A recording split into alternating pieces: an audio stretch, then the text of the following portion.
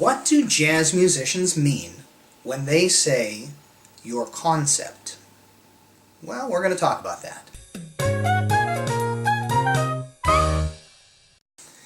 When a jazz player says they're referring to their concept, some guys call it their bag. It's the way that they choose to phrase their notes. It's their note choices and rhythmic choices. It's the way that they phrase. It's their tone. Your concept is everything that goes into making your soloing sound the way you want it. It could be called your voice. Eventually, if you study long enough, you will find your own voice.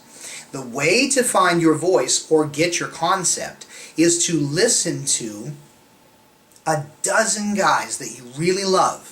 If you only listen to one, like let's say you are a tenor player and you just like John Coltrane, and eventually you'll have John Coltrane's concept, and that's great.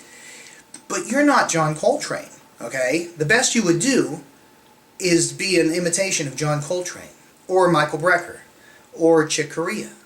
But you don't want to be them. You want to be you. So listen to a dozen different players that you really enjoy from a broad spectrum of styles. Bebop, modern, swing, whatever. I don't care. Klezmer, country.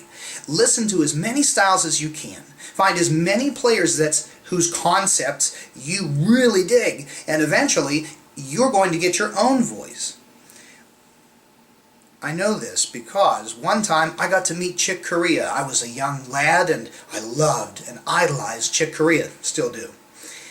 And I walked up to him after the concert and I said, "Gosh, I just love your stuff so much. Someday I want to sound just like you." And you know what he said?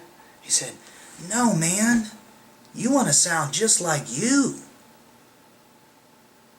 And honestly, from that moment on, I mean, that was the moment that I got it.